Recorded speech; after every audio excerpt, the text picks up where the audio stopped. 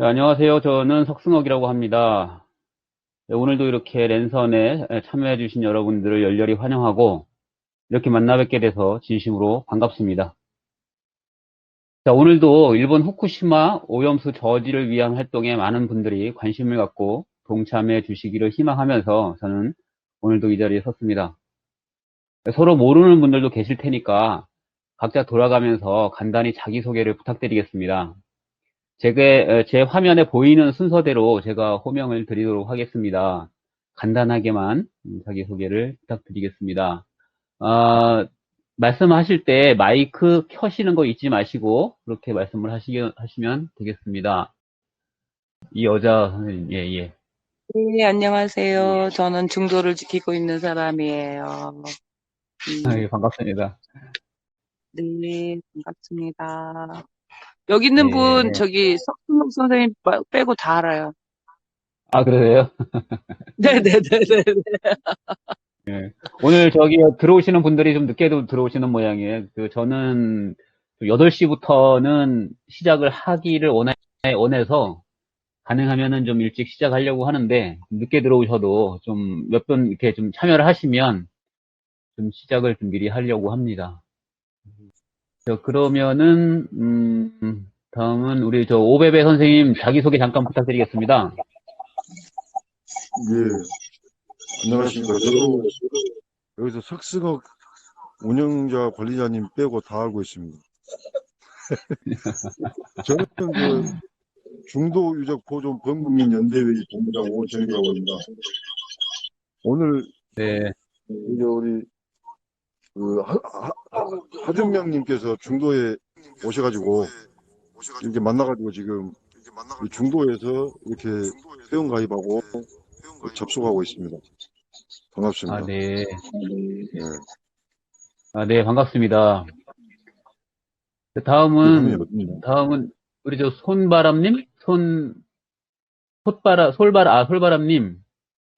예, 저도 이제 중도 운동하고 있는데, 거의 네, 다 아들이에요, 보니까. 네, 네네.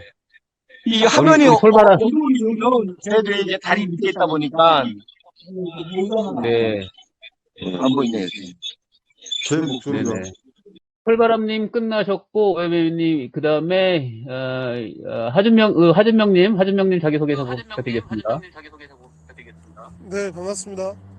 저는 일하는 사람 하준명입니다. 우리 모두와 네트 이슈를 발굴하고 저변을 확대시키는 이슈 액터 일하는 사람 하준명입니다. 반갑습니다. 네, 반갑습니다. 무슨 선거 하시는 분 같은 느낌이 드는데, 아무튼 감사합니다. 저는 석승옥이라고 하고요. 지금 저는 아산에서 작은 공동체에서 활동을 하고 있습니다. 저는 한 20년 전까지 시민단체 시민운동을 좀 하다가, 여러 가지로 생활이 좀 피폐해지기도 하고 힘들어서, 한 20년 가까이 이제, 시민단체를 떠나 있다가, 이게 이런 어떤 문제들에 대해서 제 관심이, 수그러들진 않아요. 그래서 어떻게 할까 고민을 하다가 최근에는 이 모두와 네트를 개발을 하게 됐고, 요 개발을 하면서 이제 어쨌든 제가 원튼 원치 않든 지금 이런 어떤 시민 운동 혹은 사회 이슈에 대해서 관심을 가지고 좀 불을 붙이려고 하고 있고, 그런 중에 있습니다. 참가하신 모든 분들 자기소개가 끝났습니다. 랜선 집회를 시작하기에 앞서서 먼저 당부의 말씀을 잠깐 드리고 가도록 하겠습니다. 랜선 집회는 앞으로도 다양한 연령층이 다양한 분들이 이제 모일 것으로 예상됩니다. 그래서 나이와 직함, 사회적인 신분 같은 것들이 이 안에서는 이 안에서는 작동되지 않기를 저는 개인적으로 좀 바랍니다. 그래서 모두가 평등하고 동등한 인격적 주체로 만나기 위해서 모든 분들의 호칭을 누구누구 님으로 통일했으면 하는 생각입니다. 선생님이나 선배님이나 형님, 동생 이런 어떤 호칭들도 다 좋은 호칭인 걸 압니다. 그러나 그런 것들이 이제 다 위아래 어쨌든 서열을 만들어내는 그런 호칭이고, 또 앞으로 이제 젊은 사람들이 이제 많이 들어오게 되면은 젊은 사람들의 입장에서는 어떤 호칭을 써야 될지 굉장히 좀 난감해합니다. 그래서 그런 분들을 위해서라도 이제 이 호칭을 다 누구누구님으로 호칭을 하면 이제 수평적인 그런 상황에서 활동을 할 수가 있을 것 같고, 이제 그리고 젊은 분들이 들어와서 이제 앞으로 랜선 집회를 주도해 나가더라도 어려움이 없을 것으로 생각을 하고 있습니다. 그리고 제가 이번 주에 있었던 후쿠시마 관련 소식들을 이모저모해서 이야기를 나눠보고 가는 시간을 가져보도록 하겠습니다. 제가 준비한 소식은 먼저 영상을 하나 좀 보고 갈 텐데요.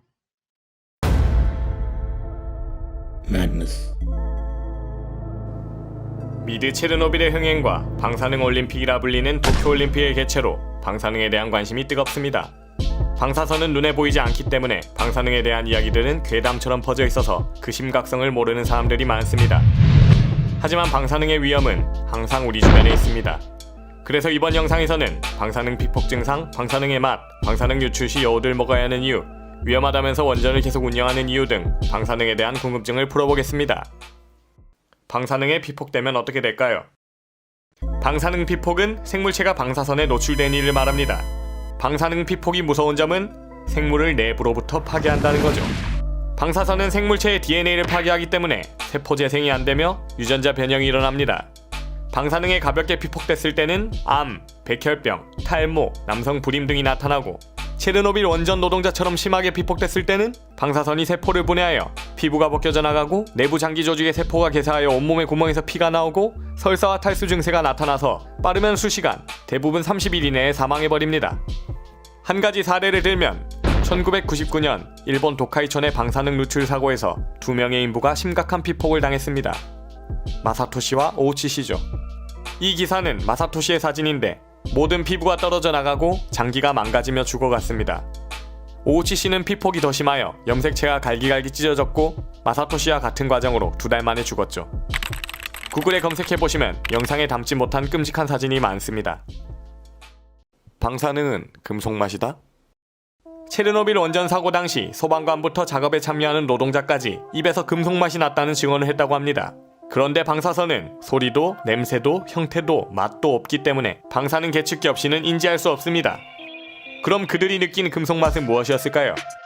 소름 돋게도 이들이 느끼는 금속 맛은 방사능의 맛이 아니라 방사능 피폭의 증상입니다. 입에서 금속 맛이 나는 시점은 이미 내부 피폭이 상당히 진행됐다는 것을 의미하죠.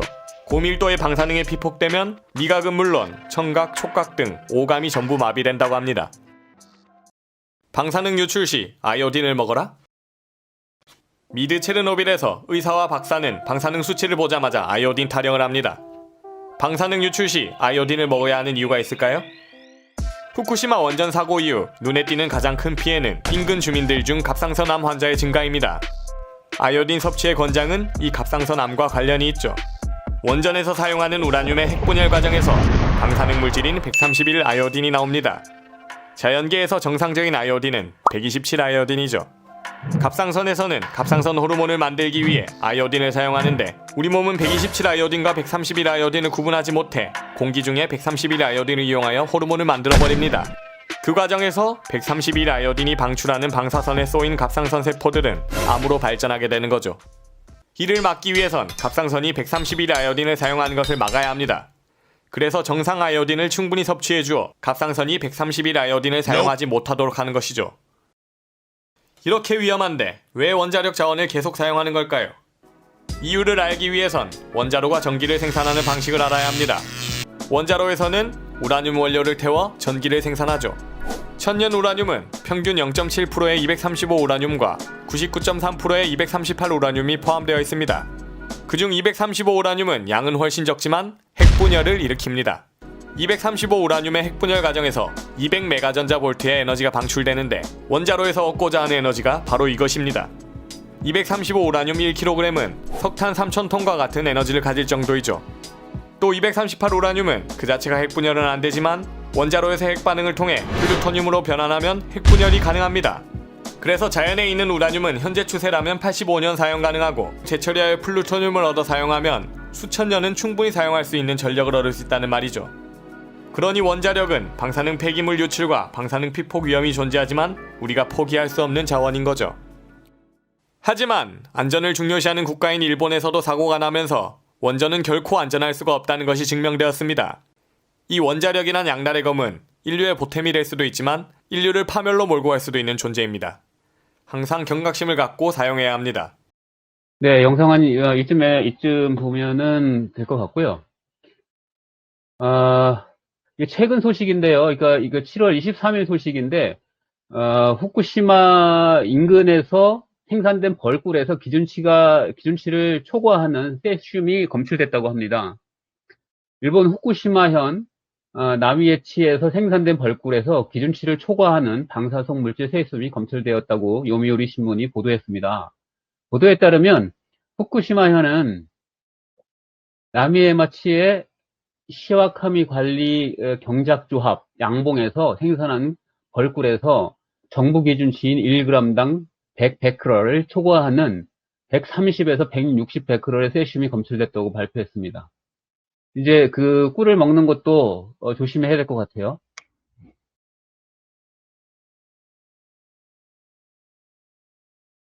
그리고 요것도 지금 최근 소식인데요. 7월 22일자 소식입니다.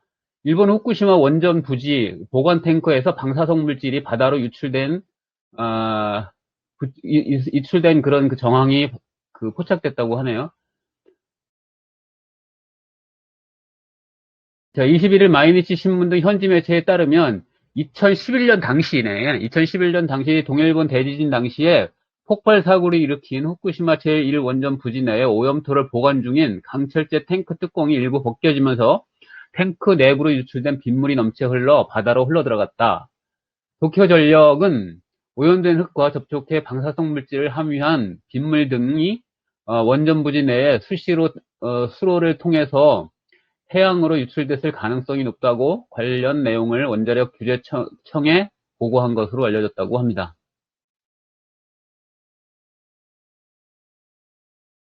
앞서 지난 29일, 그러니까 6월 29일에는 문제의 탱크 주변에 배수로부터 나온 물을 채취한 결과 방사성 물질 세트론튬 92 농도가 정상치보다 매우 높게 측정됐다고 합니다. 이것도 그 불임을 만들어낼 수 있는 그런 그 발암 물질이에요.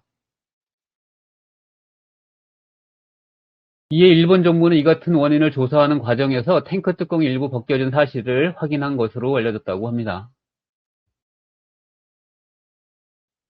요것도 저 YTN에서 나온 그 기사고요. 이거 7월 19일 날짜니까 최근 소식입니다. 이것도 한번 보고 가도록 하겠습니다.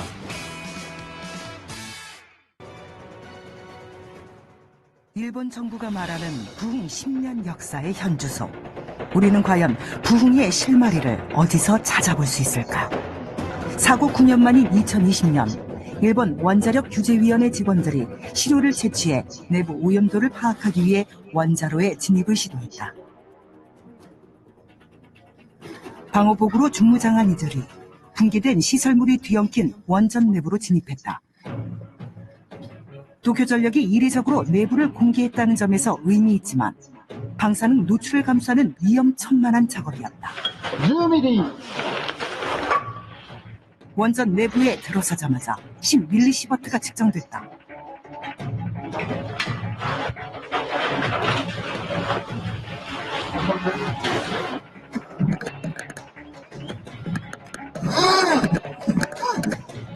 원자로 내부 깊숙한 곳일수록 건물 내부에 10년째 그대로 갇힌 방사능 물질의 농도 또한 짙게 나타났다. 방사능 측정기의 수치가 요동치며 멈출 줄 모르고 치솟는다.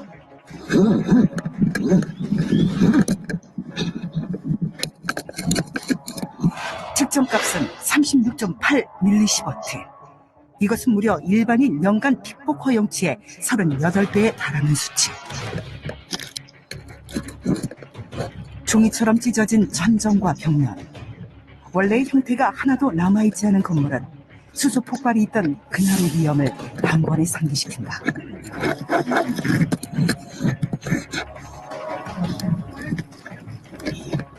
로봇이 촬영한 경남 용기하는 상황이 더 심각했다. 원자로의 중심부 노심은 녹아버렸고 그 사이로 냉각수가 줄줄 흐르고 있다. 이 중 일부는 이미 방사성 물질을 머금고 바다로 흘러 들어갔다.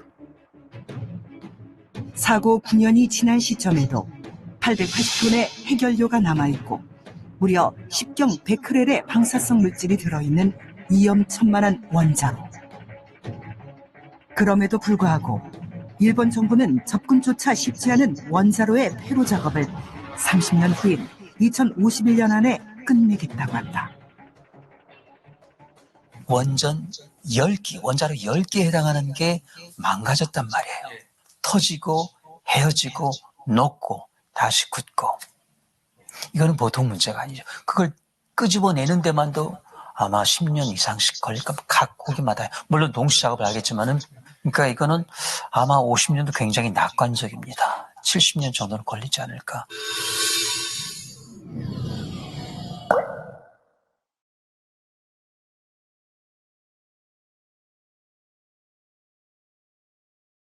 네, 요거 좀 기사 보고 왔는데요. 그거와 관련해서 또 7월 20일 날, 요것도 마찬가지로 YTN에서 올라온 기사인데요. 요것도 함께 보고 또 이어서 이야기를 나누도록 하겠습니다. 후쿠시마 앞바다에서 잡힌 우럭에서는 기준치를 5배 넘는 지난 2월 후쿠시마에서 세슘의 기준치가 약 5배 가까이 되는 우럭이 잡혀 논란이 일었다.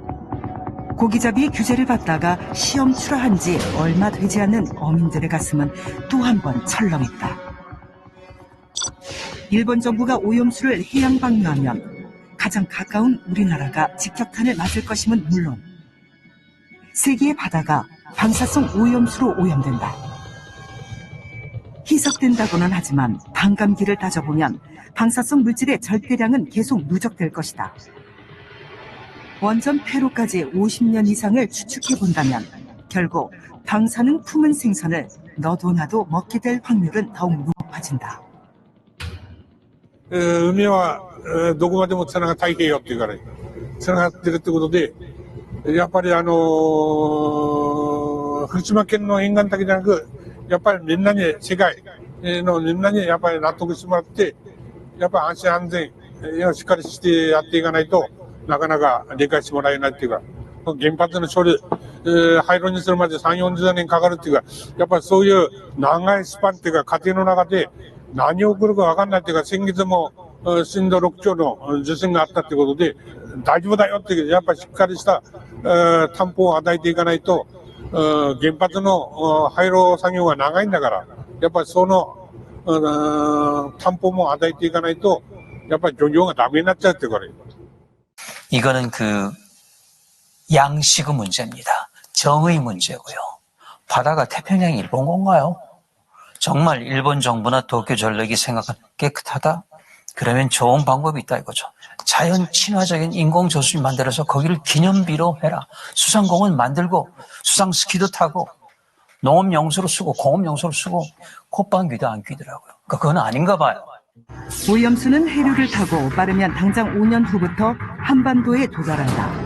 가장 먼저 닿을 곳으로 예상되는 제주도를 시작으로 동해, 남해, 서해 할 것 없이 우리나라 바다는 모두 방사능 바다가 될 것이다. 유엔 해양보 협약에서 정하는 이웃의 손해를 줘서는 안 된다는 그런 어떤 즉 자신들이 해양 방류를 하더라도 한국의 손해가 가지 않는다, 피해가 가지 않는다는 것을 일본이 보장해야 되는데 그러한 보장 조치를 했다는 그런 내용은 없는 것이죠. 문제는 그 안전하다라고 하는 일본의 판단의 객관적인 근거, 객관적인 자료, 그것을 한국에게 주지 않은 것부터가 국제법 위반의 소지가 있는 거죠. 최근에 일본 후쿠시마 방사능 오염을 뱀을 풀어서 측정한다라는 또 기사가 있어요. 요거는 저희가 모두와 후기 게시판에다가 지금 올려놓은 자료니까요. 들어와서 보시면 여기에서 지금 오늘 랜선 집회에서 사용했던 그런 내용들은 다 활용하실 수가 있습니다. 10년 후에 원전 비중을 더 늘린다. 그리고 미국도 영국도 여기에 투자를 확대할 것이다. 이런 내용이에요. 그 다음에 구윤철 국무조정실장, 후쿠시마 원전 오염수 대응 점검. 이렇게 해서 이제 이 기사는 7월 19일 날 올라온 건데요. 이게 국무조정실이라고 하면은 뭐냐면 지금 국무조정실을 중심으로 해서, 후쿠시마 원전 오염수 대응 TF팀이 만들어져 있습니다. 그래서 이 TF 관계부처의 회의를 개최했다라는 내용이에요. 그래서 구윤철 국무조정실장은 16일 일본 후쿠시마 원전 오염수 TF 관계부처의 회의를 개최하고 최근 일본 동향과 우리 측 대응 현황을 점검했다. 이번 회의는 일본의 원전 오염수 해양 방출 방침 발표 이후 일측의 실시계획 수립 현황을 파악하고 해양수산물과 식품 등에 대한 국내 방사능 검사 체계를 강화하는 현황 등을 면밀히 점검해서 범정부적인 대응 방안을 모색하기 위해서 마련됐다라고 합니다. 그리고 이거는 부산일보에서 나온 기사인데요. 후쿠시마 부흥과 고리원전 온배수에 대한 글입니다. 이것도 이제 7월 22일 날 올라온 글인데요. 요거는 내용이 좀 기네요. 내용이 좀 길긴 한데, 앞부분만 좀 읽어보겠습니다. 일본 경제 부흥의 열망을 담은 도쿄올림픽을 그들은 부흥올림픽이라고 부른다. 그 심장이 후쿠시마다. 2011년 3월 11일 지진과 쓰나미로 최악의 방사능 누출을 겪은 후쿠시마 원전 사고의 기억을 싣고 후쿠시마 부흥을 전 세계에 알리자는 취지다. 성화는 후쿠시마를 출발해 121일간 일본 전역을 돌았다. 개막을 이틀 앞두고 첫 공식 경기가 열린 곳도 후쿠시마. 이쯤이면 후쿠시마 올림픽이라 해도 과언이 아니다. 후쿠시마 부흥은 일본은 물론이고 인류애를 지닌 세계인이라면 누구나 공감할 수 있는 주제다. 하지만 후쿠시마 원전 사고의 악몽까지 깔끔히 씻어내는 것은 또 다른 차원의 일이다. 현재 125만 톤에 달하는 방사성 물질 오염수를 2051년까지 장기간에 걸쳐 태평양 바다에 방류하겠다는 일본 정부의 방침은 일본 내에서는 물론이고 국제사회의 완강한 반대에 부딪혀 있다. 특히 오염수가 방출될 경우 18개월 뒤에는 동해 등 우리나라 해양 전체가 영향을 받는다는 시뮬레이션까지 나와 한국 정부 차원의 대책이 필요한 상황이다. 이런 내용이고요. 이 내용은 뭐냐면은 우리나라도 지금 온배수, 그러니까 다시 말하면 뭐냐면은 원자력 발전을 발전 과정에서 나온 뜨거운 물을 이제 바다에 버리게 되는 건데요. 이것이 바다 수온을 상승시키고 그런 또 생태계를 또 파괴하고 이런 문제점들이 또 있다고 해요. 그런 부분에서 한국도 자유롭지 못하다. 뭐 이런 얘기까지도 지금 같이 여기서 지금 싣고 있습니다. 그리고 동해를 사이에 두고 한국과 일본에서 원전을 통한 부흥이 가시화되고 있다. 일본으로서는 후쿠시마 원전 오염수 방류에 따른 세계인의 우려를 씻어내야 하고 대선 후보로 나선 한국의 보수 정객들은 안전하고 값싼 에너지인 원전이 한강변을 비롯한 수도권이 아니라 왜 부울경에 집중되어 있는지 제대로 해명해야 한다. 그렇게 안전하면 왜 한강변에 이게 안 있고 왜 부산 일대에 있느냐, 뭐 이제 이런 이야기로 이제 쓴 기사입니다. 그래서 지금 우리나라와 우리나라 인근에 원전이 어떻게 분포되어 있는지를 좀 살펴봤습니다. 우리나라에는 이제 총 7군데에 이렇게 이제 있고요. 지금 중국으로 해갖고 중국은 이 바다를 끼고 쫙 있습니다. 이렇게. 중국에서 이제 원전 사고가 난다고 하더라도 이 항구하고는 전혀 이제 무관한 상황이 아니에요. 그러니까 일본보다 훨씬 더 위험한 상황이죠. 그래서 지금 우리나라의 상황을 보니까 지금 이제 영광, 아래쪽으로는 영광이 있고, 그 다음에 이제, 부산 쪽, 그다음에 월성, 영덕, 울진, 삼척, 이렇게 이제 바닷가 쪽으로 쭉 있어요. 그런데 중요한 건 뭐냐면요. 이 서울과 이 수도권 쪽으로 서울, 경기, 그다음에 충청도권에도 이게 있어요.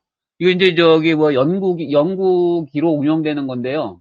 그래서 보통 이제 교육용, 연구용 이렇게 해서 운영되는 건데 이런 것도 실제로 이제 문제가 되고 이게 사고가 나게 되면은요 엄청난 이것도 이제 문제가 될 수 있습니다. 그런 차원에서 이 문제 의식을 우리가 가지고 있어야 돼요. 지금 미국 같은 경우는 지금 그 정부 차원에서 자국민 대피 범위를 80kg로 잡고 있습니다. 그런데 우리나라는 20kg고요. 일본하고 체르노빌 같은 경우는 30kg예요. 그러니까 우리나라 같은 경우 20kg는 굉장히 이게 그 작은 거리죠. 이 영토가 작으니까 이제 이렇게 그 잡고 있는 모양인데 우리는 실제로 이제 이게 그 문제가 되면은요, 사고가 나면은 엄청나게 큰 그 문제가 될 수 있어요. 또 우리가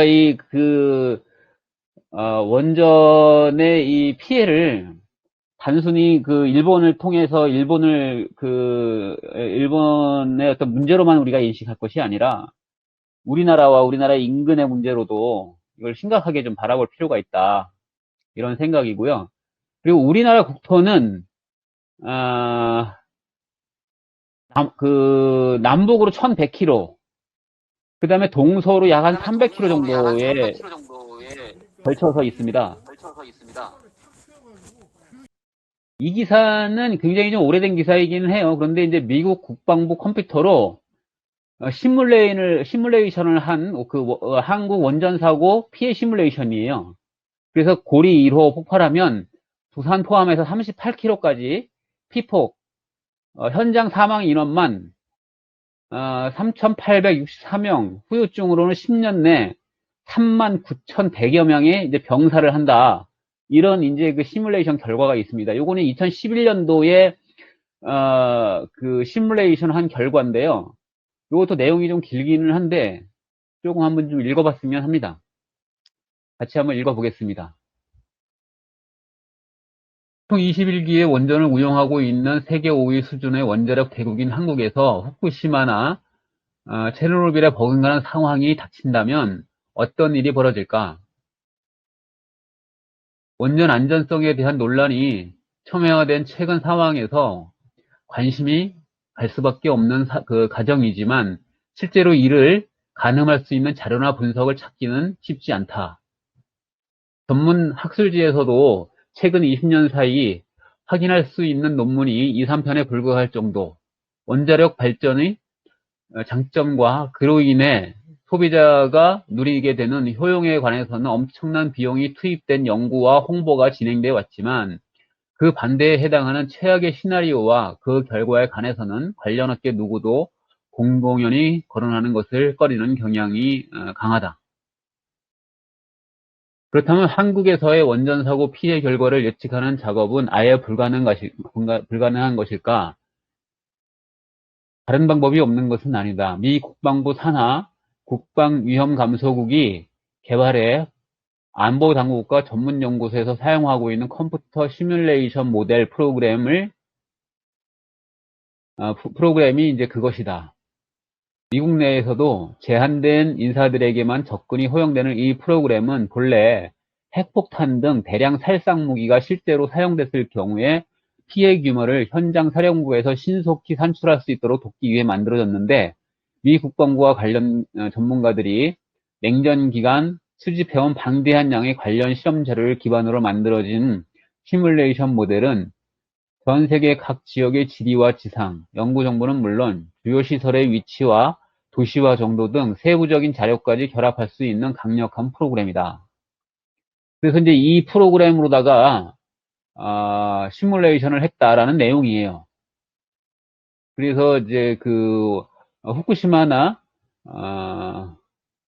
체르노빌 규모에서 이제 그런 그 사고가 일어났을 때 우리나라는 어떤 피해를 입게 되는가라는 관점에서 이제 봤는데 수도권까지도 영향을 다 받습니다. 정말 어마어마한 그러한 그 영향권이죠.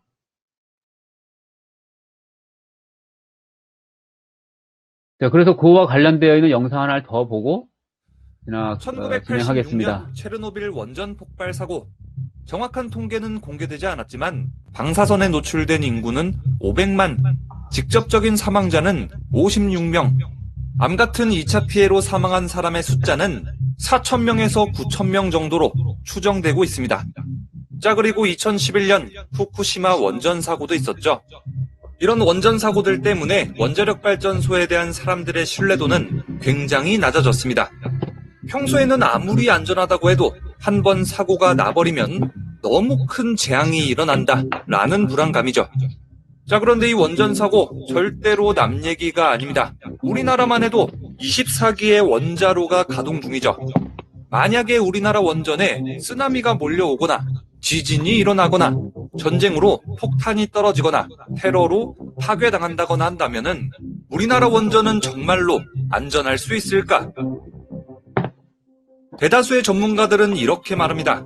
우리나라의 원자력 발전소는 후쿠시마나 체르노빌 같이 위험한 일이 일어날 확률이 제로에 가깝다. 그 첫 번째 근거는 원자로의 구조. 세상의 모든 원자로는 전부 똑같은 형태라고 생각하는 분들이 많은데요. 우리나라 원자로의 구조는 체르노빌 원전 그리고 후쿠시마 원전하고는 전혀 다른 형태를 띠고 있습니다. 우라늄이 핵분열을 하게 되면 핵분열 중성자가 방출되는데 요놈이 방출될 때의 속도는 너무나도 빠릅니다. 자, 이걸 고속 중성자라고 하죠. 그런데 문제는 이 고속 중성자가 방출될 때 속도가 너무 빠르기 때문에, 즉 고속 중성자의 에너지가 너무 높기 때문에 핵분열 연쇄 반응 확률이 낮아진다는 문제점이 있습니다. 바로 이때 이 고속 중성자의 속도를 늦추는 작업, 즉 고속 중성자의 에너지를 낮추기 위해서 감속제를 이용합니다. 빠르게 이동하는 자동차가 벽에 부딪히면은 속도를 잃듯이 빠르게 이동하는 고속 중성자를 감속제에 충돌시켜서 속도를 줄이는 거죠. 자, 이렇게 되면은 중성자의 에너지가 작아지겠죠. 체르노빌의 원자로는 감속제로 흑연을 사용합니다. 흑연 감속 비등경수 압력관형 원자로, 일명 RMBK 원자로죠. 자, 이런 방식의 원자로는 운전 중에도 핵연료를 재장전할 수 있고 이론적으로는 한계가 존재하지 않는 이런 막대한 출력을 얻을 수 있다라는 장점이 있지만은 이 원자로가 사용하는 흑연 제어봉은 사고가 난다면은 불쏘시개 역할을 하게 됩니다.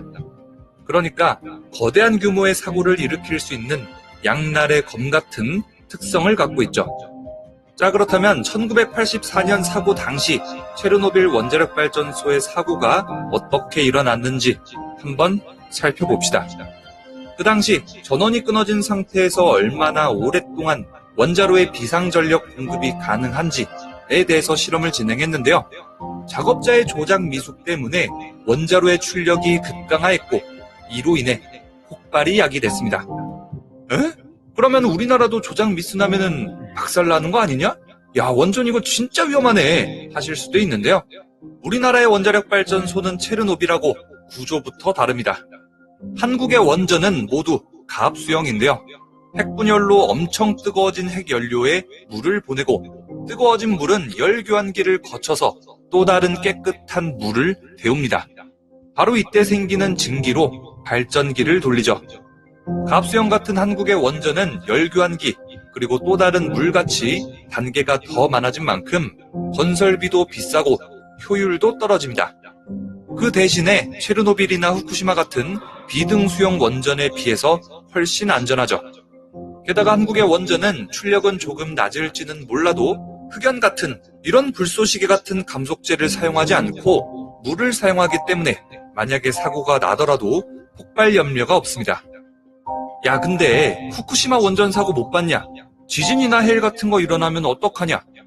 후쿠시마 원전 사고의 원인은 핵분열에 의한 폭발이 아니었습니다. 지진 때문에 전력 공급이 중단되고 그리고 쓰나미 때문에 원자로 냉각수 공급에 차질이 생겼죠. 냉각제 수위가 낮아지면서 연료봉이 노출됐고 온도가 상승, 고온에서 연료봉 피폭제가 산화, 수소가 발생했고 이때 수소 폭발이 일어난 것. 자, 그러면 우리나라에도 하나하나 시뮬레이션을 돌려봅시다. 일단 지진과 해일, 대부분의 큰 지진은 판의 경계부에서 발생하죠. 우리나라의 경우는 판 경계부에서 약 600km 떨어진 유라시아 판 내부에 위치하고 있고, 이 때문에 대규모 지진 발생 확률은 아주 낮은 안전지대로 평가받고 있습니다. 자, 그럼에도 불구하고 지진과 해일이 일어났다고 칩시다. 그렇다고 해도 폭발할 가능성은 적습니다. 우리나라 원자력 발전소는 지진의 영향을 받지 않도록 단층이 없는 단단한 안반 위에 건설되고 있고, 큰 해일에도 안전할 수 있게 지표 위 7.5m에서 12m 높이로 건설했습니다. 자, 진짜로 지진이나 해일이 일어났다고 칩시다. 그렇게 원자력 발전소를 덮친다고 하더라도 폭발 가능성은 낮습니다. 왜냐? 원자로의 냉각 기능이 상실될 가능성이 매우 낮기 때문이죠. 만약에 우리나라 원자로의 냉각 기능이 상실된다고 쳐도 그래도 안전합니다. 우리나라의 원자로 용기의 내부 부피는 77,000 세제곱미터, 일본 원전에 비해서 7배 이상으로 크죠. 그래서 일본처럼 원자로 안에서 다량의 수소가 발생하더라도 수소 폭발이 일어나지 않도록 안전하게 설계되어 있습니다. 원자로 용기 내의 수소 농도가 5% 이상 발생하면은 특별한 점화원 없이도 수소 폭발 가능성이 있는데, 원자로 용기 내의 수소 농도가 5%를 초과하게 되면은 이를 조금씩 태워서 물로 바꿔주는 수소 점화기가 자동으로 작동합니다. 그러니까 수소가 계속해서 발생하게 되면은 폭발이 일어나는 게 아니라 물이 더 나오는 거죠. 자, 이런 수소 점화 시설은 일본 원전에는 없는 수소 제어 설비인데요. 이걸로 수소의 농도를 낮춰주면서 폭발 위험을 현저히 낮춰주는 겁니다. 특히 고리 이루기 같은 경우는 전원 없이도 수소가 백금이나 팔라듐 같은 촉매제 사이로 지나가면서 직접 산소와 반응, 물로 변환되는 기동 촉매형 수소 재결합기가 설치되어 있습니다. 진짜 만약에 예기치 않게 폭발이 일어나더라도 우리나라 원자력 발전소의 원자로 건물 두께는 120cm의 철근 콘크리트로 되어 있습니다. 그러니까 원자로 건물 내부에서 수소 폭발이 일어나더라도 방사성 물질을 안전하게 차단할 수 있다는 거죠. 그 수준은 지구가 뒤집힐 만한 수준, 규모 13, 14의 지진에도 망가지지 않는다고 합니다. 우리가 측정 가능한 지진 규모는 10이죠. 그런데 지진 규모 13이나 14에도 버틴다는 거는 비행기가 떨어지든 미사일이 떨어지든 원전은 괜찮다라는 겁니다. 방사능이 무지막지하게 안에서 터지고 나와도 지진에는 끄떡없는 경남 용기가 안에 있기 때문에 사람이든 자연환경이든 영향이 없다는 뜻이죠. 자, 그래서 지진이 나면은 원전으로 대피하라는 우스갯소리도 있습니다. 반면에 후쿠시마 원전의 벽체 두께는 10cm에 불과하죠. 무려 12분의 1 두께인 겁니다. 또 하나, 진짜로 원전이 터지더라도 증기 발생기라는 또 다른 안전장치가 있기 때문에 방사성 물질이 외부로 유출될 가능성은 희박합니다. 열을 생산하는 원자로 증기를 발생시키는 증기 발생기, 이 두 개는 완전히 분리되어 있고, 방사성 물질이 가득한 냉각수는 구조적으로 원자로 건설 내부에 위치하도록 설계했기 때문에 비상시에 방사능 유출 가능성은 거의 없다고 봐야겠죠. 하지만 원전은 정말로 터질지도 모른다라는 의견도 있습니다. 원전은 정기 점검이나 고장 등의 사소한 이유들로 가동을 중단할 때가 많습니다. 원전이 중단될 때마다 증기 발생기는 고온 상태와 냉각 상태를 반복, 팽창과 수축을 반복하게 되고, 이 과정에서 종종 탈이 나기도 합니다. 진동이 커지면은 용기 내부에 있는 가느다란 전열관이 위태로워지는데요. 설계 수명 40년의 한울 4호기는 운전한 지 10년도 채 되지 않았는데 증기 발생기를 교체한 적이 있습니다. 이 교체 공사의 설계 책임을 맡은 모 엔지니어는 슬라이딩 베이스에 앵커 볼트라는 완충 장치가 처음부터 누락돼 있다는 걸 발견했습니다. 해당 엔지니어는 D중공업 설계부문 임원의 사무실에 방문해서 이렇게 제보합니다. 한울 4호기에 문제가 심각하다. 3호기라도 바로 잡으면 좋겠다. 그런데 본사는 갑자기 뜻밖의 행동을 취합니다. 이 엔지니어를 형사범으로 고소를 한 거죠. 문제가 생기면 해결할 생각을 하는 게 아니라 그냥 어떻게든 덮을 생각만 하는 전형적인 인재인데요. 계속해서 이렇게 후진적인 대처를 해나간다면은 언젠가는 커다란 재앙으로 돌아올지도 모르겠습니다. 또 하나 예상치 못한 위험이 있을 수도 있습니다. 미국의 CK100이라는 학자는 수많은 원전 사고, 고장 사례를 분석한 다음 원전 사고에 대해 이렇게 결론 짓습니다. 첫 번째, 상상 가능한 원전 사고는 언제든지 일어날 수 있다. 두 번째, 사고 시에는 안전장치가 작동하지 않을 수도 있다. 세 번째, 사고는 예상치 못한 때, 예상치 못한 원인 때문에 일어나고 예상치 못한 결과를 낳는 경우가 많다. 우리나라 원전 같은 경우는 폭발하거나 방사능이 누출될 확률은 정말로 너무나 희박하다, 거의 제로에 가깝다 라고 볼 수 있지만은 사고는 진짜로 예상치 못한 상황에서 갑자기 벌어질 수 있습니다. 특히 우리나라는 원전 사고가 터지게 된다면 상황이 정말 안 좋죠. 체르노빌 그리고 후쿠시마 원전 사고 당시에는 원전 30km 반경 지역이 피난구역으로 선포됐는데 우리나라의 경우는 울진, 경주 등 원전 지역 반경 30km 안에 살고 있는 인구는 무려 382만 명입니다. 인구 밀도가 굉장히 높죠. 사고 시에는 이렇게 많은 인구들이 위험에 처하는 겁니다. 일단은 우리나라의 원전은 정말로 안전한 시설이라고 자부할 수 있겠지만은 정말로 만에 하나, 10만에 하나 있을지도 모를 사고에 대비하기 위해서 현재처럼 점검도 계속해서 진행하고 문제가 발생하면 문제를 덮는 게 아니라 반드시 해결하는 움직임을 보여야 하겠습니다. 근데 이제 이 영상의 경우에는 좀 우리나라, 특히 이제 우리나라의 그 원전에 대해서 비교적 굉장히 안전하다라는 그런 논조로, 이야기를 좀 했는데, 어느 정도 안전성이 확보됐으니까 이제 이런 것들을 저희가 이제 활용을 하겠죠. 그렇지만은 사고라는 거는, 아무리 안전해도 사고라는 건 다 일어날 수 있습니다. 어떤 일이라든지 우리가 상상했던 모든 그 사고의 유형들은 다 일어날 수 있기 때문에, 우리가 안전하다라고 말할 수 있는 것은 굉장히 좀, 인간의 오만이라고 저는 생각을 해요. 그렇게 안전했다면 체르노빌도, 후쿠시마도 사고가 일어나지 말았어야 됐죠. 왜냐면은 다들 안전을 위해서 그런 안전 장치 같은 것들을 다 해두었기 때문이죠. 근데 사실은 후쿠시마 같은 경우도, 지진 때문에 쓰나미가 밀려오면서 그런 안전 장치가 바다에 제우선적으로 잠겼다고 해요. 그래서 이게 가동이 멈췄다고 합니다. 근데 그런 것들까지도 생각을 못 했던 거예요. 그 사고라는 거는 우리가 상상했던 어떤 상상 이외의 곳에서 이제 터질 수가 있는 것들인데, 그런 측면에서 우리가 절대 안전하다고 볼 수가 없다고 저는 생각을 합니다. 자, 다음은 일본 후쿠시마 오염수 방류 결정에 대한 현재까지의 상황과 랜선 집회의 이유를 담아서 촉구 성명서를 낭독하는 시간을 갖도록 하겠습니다. 일본이 언제 왜 무엇을 어떻게 결정해왔고 우리는 왜 무엇을 요구하는지 오늘 처음으로 참여한 분들도 함께 이해할 수 있는 시간을 가져보도록 하겠습니다.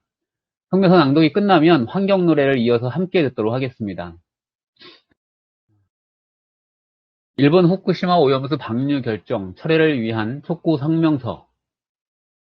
일본 정부는 지난 2021년 4월 13일 강요회의를 열고 2011년 3월 후쿠시마 원전 사고 이후 발생한 방사능 오염수 125만 톤을 2023년부터 30여 년에 걸쳐 바다에 방류하기로 결정했다.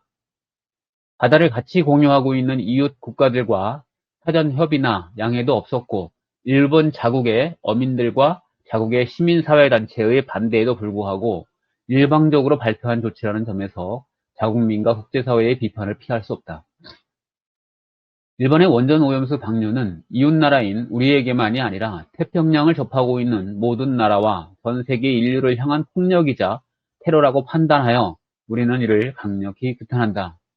일본 정부는 2022년 10월쯤 포화 상태에 이르는 후쿠시마 제1원전 물탱크에 보관 중인 오염수를 다액종 제거 설비로 방사능 물질을 걸러내 안전하다고 주장하지만 인체 내부에서 피폭을 일으킬 수 있는 3종 수소, 트리튬과 탄소 14는 제거가 불가능하다. 그린피스에 의하면 방사능 핵종 농도가 기준치의 약 2만 배에 달한다고 한다. 방사능 핵종 중에서도 트리온튬 90의 경우는 체내에 들어갈 경우 뼈와 골수에 암 발생 위험이 매우 높은 방사능이다. 그리고 현재 처리수의 72%는 기준치를 훨씬 초과하며 원전수에 남아있는 삼중수소는 처리 과정에서 유전자를 변형시키고 세포를 파괴해서 각종 암을 유발시키고 생식 기능을 저하시키는 위험한 물질이다. 체르노빌 원전 사고 이후 투입됐던 소방관들은 체르노빌 원전 폭발 사고 이후 투입됐던 소방관들은 전원 사망했고 10년간 12만 명이 암 등 원인 모를 병으로 사망했다. 아직도 체르노빌 주변에는 뱀보다 더 큰 지렁이가 있는가 하면 귀가 없는 토끼 등 유전학적인 변형의 곤충과 생물들이 많다고 알려져 있다. 공기, 흙과 함께 바다와 물은 모든 지구 생명의 원천이다. 방사능을 생명의 보고인 바다에 버리는 것은 수만 년 살아가야 할 지구 생명을 향해 범죄를 저지르는 행위다. 이에 우리의 입장을 국제사회에 적극 표명하고 일본 정부의 오염수 처리 과정에 대한 투명한 정보 공개와 철저한 검증을 요구해야 한다.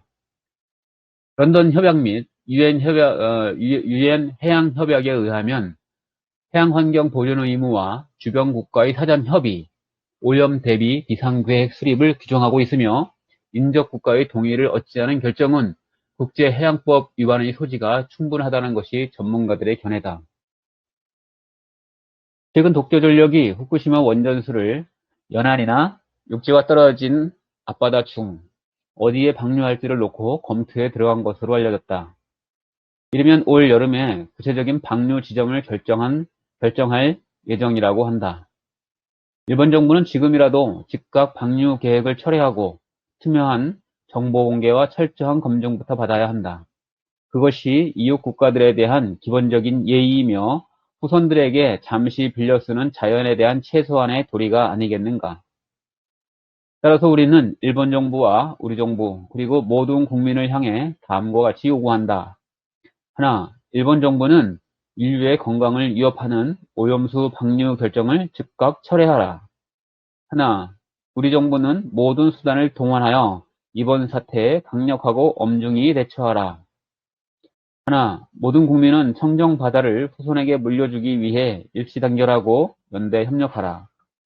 2021년 7월 25일 모두와 네트 및 지구 공동체 연합.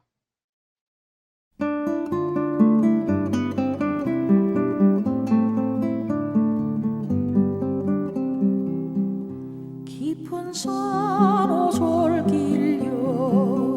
자그마한 연못엔 지금은 더러운 물만 고이고 아무것도 살지 않지만 먼 옛날 이 연못엔 예쁜 붕어 두 마리 살고 있었다고 전해지지요. 깊은 산 작은 연못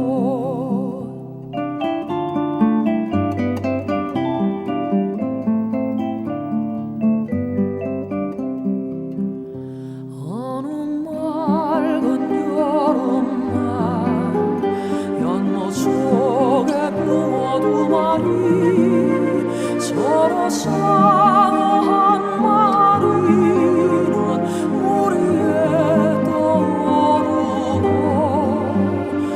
여린 살이 썩어들어가 물도 따라 썩어들어가 연못 속에서 아무것도 살 수 없게 되었죠.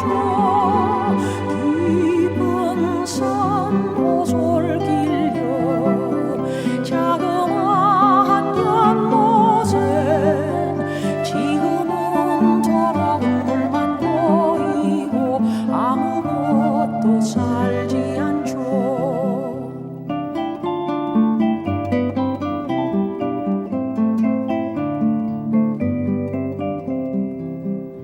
푸르던 나무잎이 한 잎 두 잎 떨어져 연못 위에 작은 매 띄우다가 깊은 속에 가라앉으며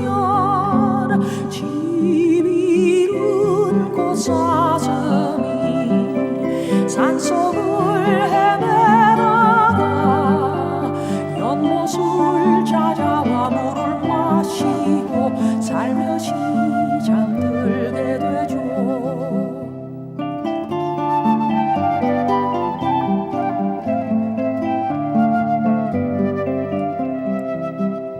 해는 서산해지고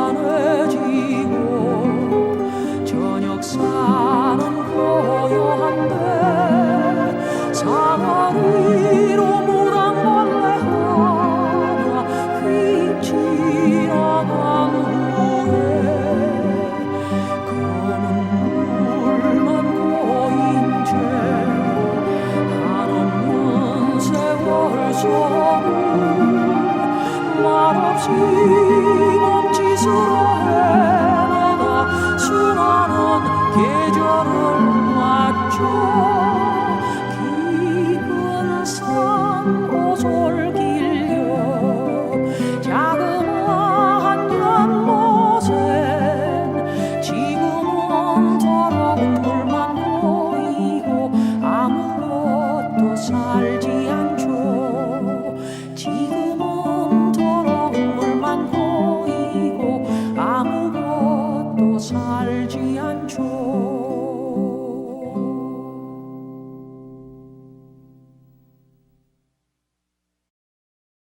네, 자, 이번 시간에는 마이크를 여러분들과 함께 공유해 보겠습니다.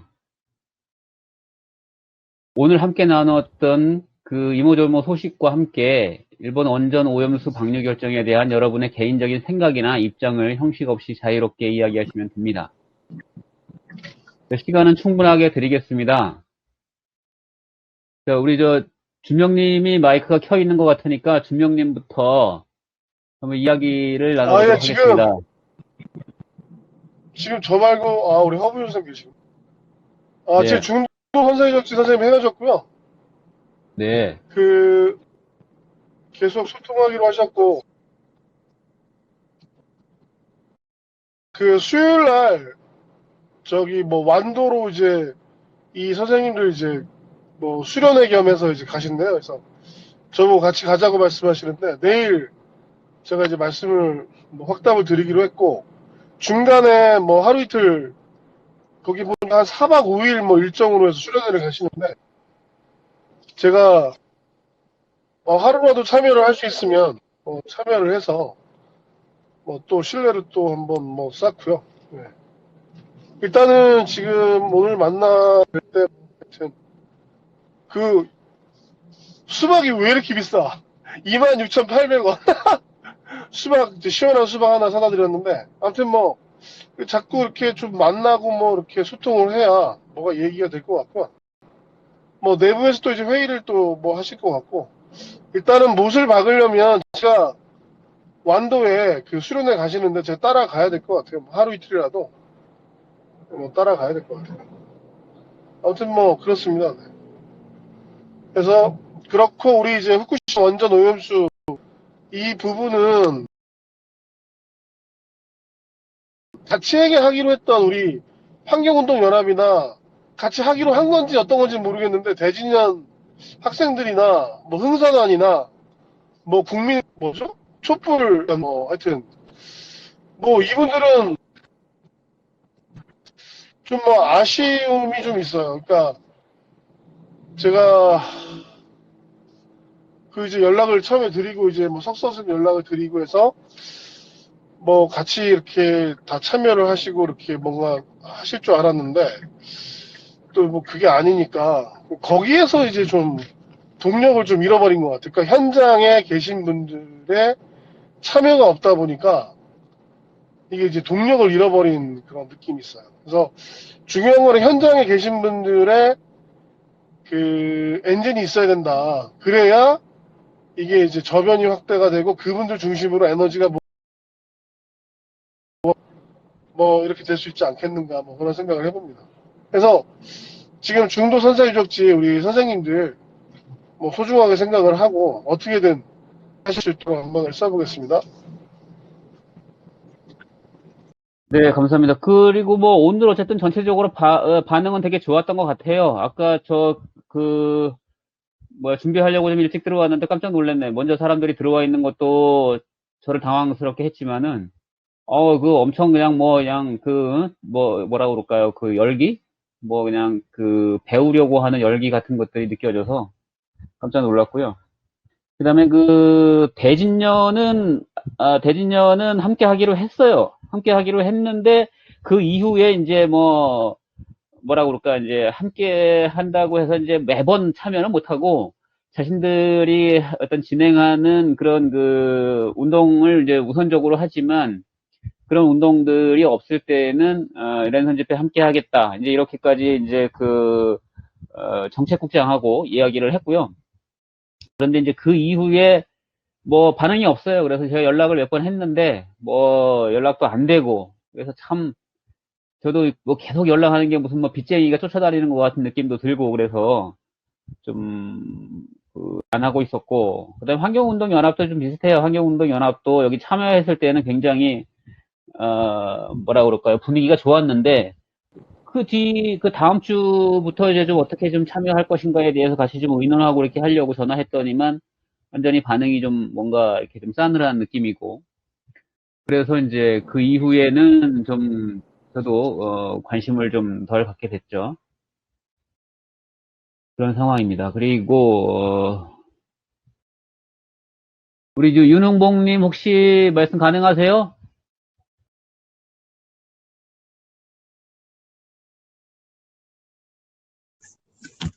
제가 지금 39번 도로 타고 올라가는 길이라 예. 그냥 그래서 잠깐은 얘기할 수 있어요.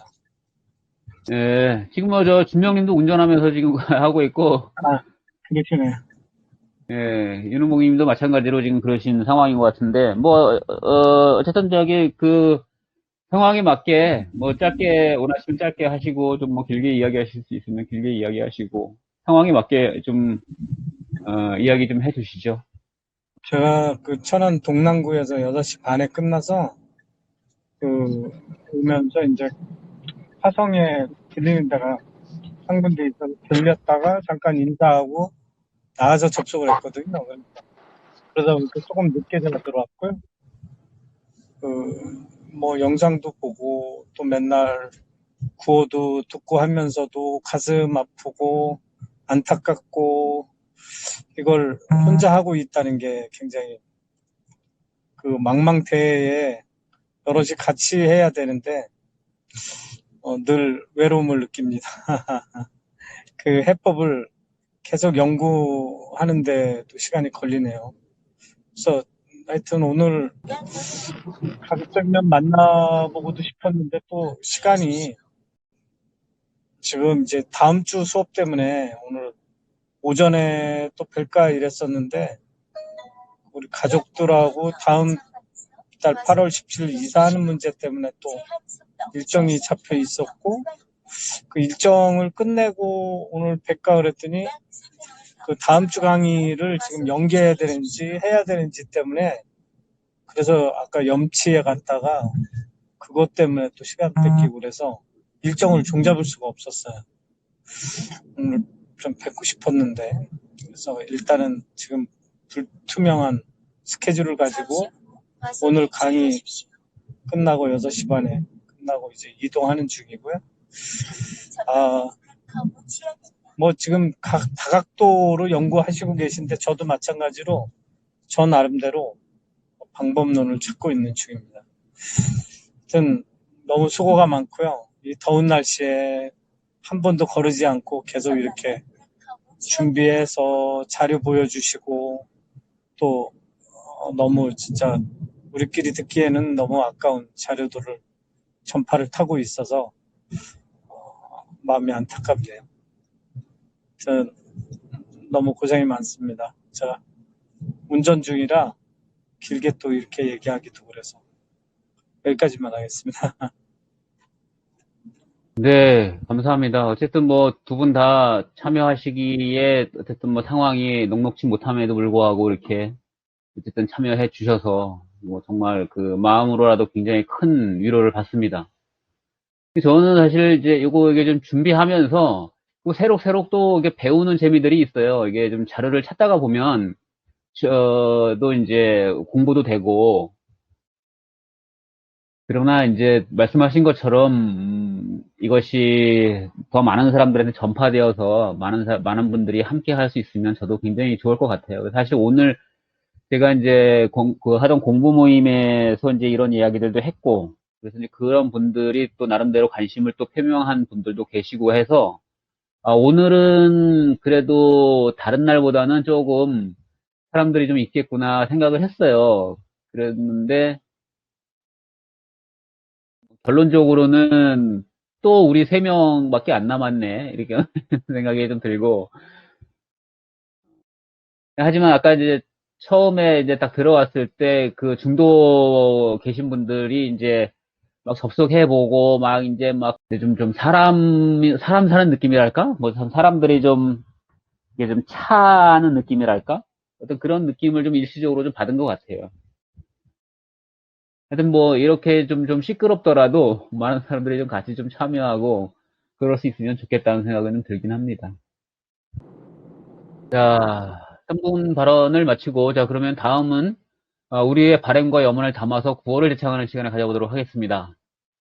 앞서 낭독했던 촉구 성명서에 담았던 구호 내용입니다. 제가 선창을 하면 여러분은 마지막 부분만 큰 소리로 3번을 따라해 보겠습니다. 자, 마이크를 켜시고 준비를 좀 해 주시길 바라겠습니다. 자, 제가 먼저 선창을 하겠습니다. 하나, 일본 정부는 인류의 건강을 위협하는 오염수 방류 결정을 즉각 철회하라! 철회하라! 철회하라! 철회하라! 철회하라! 하나, 우리 정부는 모든 수단을 동원하여 이번 사태에 강력하고 엄중히 대처하라! 대처하라! 대처하라! 대처하라! 대처하라! 하나, 모든 국민은 청정 바다를 후손에게 물려주기 위해 일시 단결하고 연대 협력하라. 협력하라. 협력하라. 협력하라. 협력하라. 네, 수고들 하셨습니다. 자, 이제 마지막 순서로 그 다음번 랜선 집회 일정을 안내해 드리겠습니다. 후쿠시마 랜선 집회는 매주 일요일 8시에 모두와를 통해서 접속할 수 있습니다. 더 유익하고 더 재미있고, 집회에 참석했다라는 느낌보다는 동호회에 참석했다는 느낌을 가질 수 있도록 여러 가지 아이디어나 좋은 어떤 제안들이 있으면 함께 해 주시기를 간절히, 바라겠습니다. 마지막으로, 캠페인송 들으면서 마무리를 하도록 하겠습니다.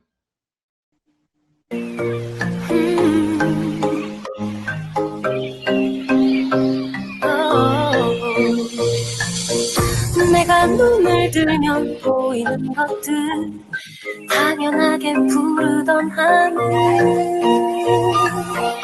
이제 거울처럼 우리를 닮아 회색빛이 될지도 몰라 I can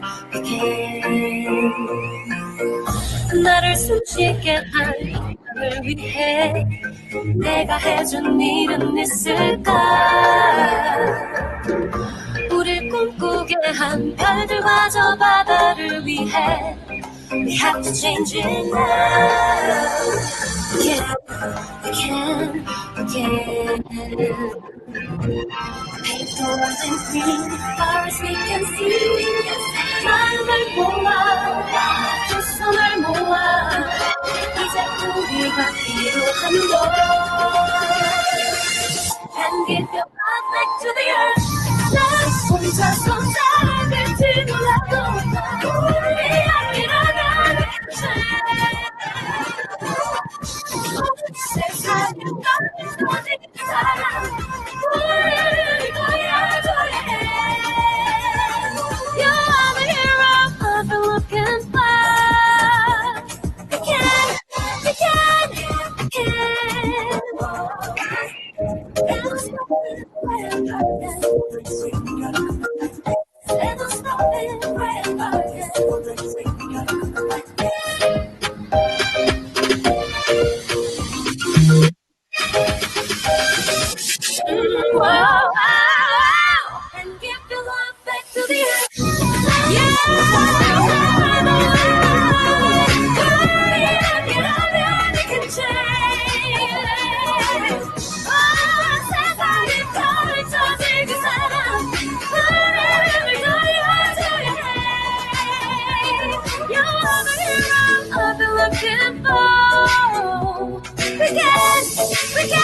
You can,